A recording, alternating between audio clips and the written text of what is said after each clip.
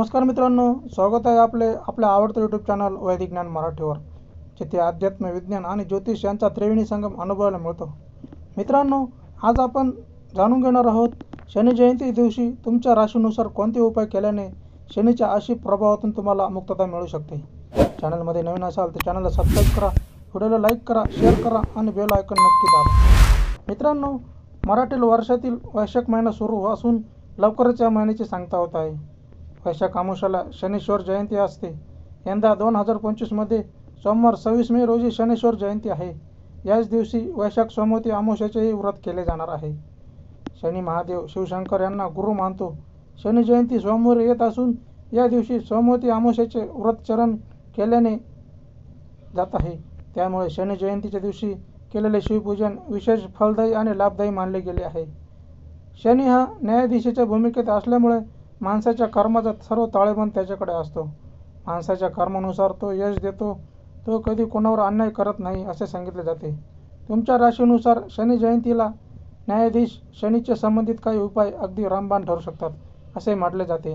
नेमके काय आणि कोणते उपाय आहे हे जाणून घेऊया.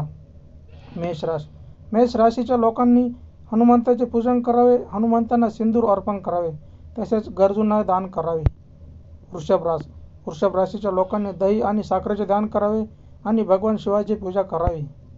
मिथुन राशीच्या लोकांनी या दिवशी ओम शम शनेश्वराय नमः या मंत्राचा किमान 108 वेळा जप करावा, तसेच हनुमंताचे पूजन करावे. कर्क राशीच्या लोकांनी शनी स्तोत्राचे पठण करावे आणि तांदूळ आणि तीळ दान करावे.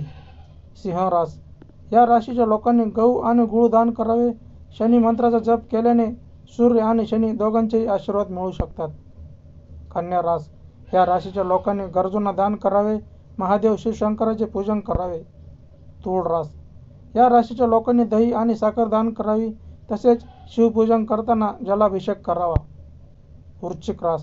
या राशीच्या लोकांनी हनुमानाची पूजा करावी, बुंदीचे लाडू अर्पण करावे, तसेच लाल वस्त्र दान करावे. धनु राशीच्या लोकांसाठी काळे तीळ दान करावे, शिवलिंगावर जलाभिषेक करावा. मकर राशीच्या लोकांनी मोहरीचे तेल अर्पण करावे, तसेच शनी स्तोत्राचे पठण करावे. कुंभ राशीच्या लोकांनी शनी स्तोत्राचे पठण करावे, तसेच प्राण्यांना अन्नदान करावे. मीन राशीच्या लोकांनी कपडे किंवा मिठाई दान करावी. भगवान शिवाच्या मंत्राचा जप करावा. मित्रांनो, ही होती राशीनुसार उपाय, ज्यामुळे शनी जयंतीच्या दिवशी आपल्या अशुभ कर्माचा आपल्यावर प्रभाव कमी होतो. आमची माहिती कशी वाटली हे आम्हाला कॉमेंट बॉक्समध्ये नक्की सांगा आणि आमच्या व्हिडिओला लाईक आणि शेअर जरूर करा. तसेच अशीच नवनवीन माहिती मिळवण्यासाठी आमच्या वैदिक ज्ञान मराठी या यूट्यूब चॅनलला सबस्क्राईब करा आणि बेल आयकॉन नक्की दाबा. धन्यवाद.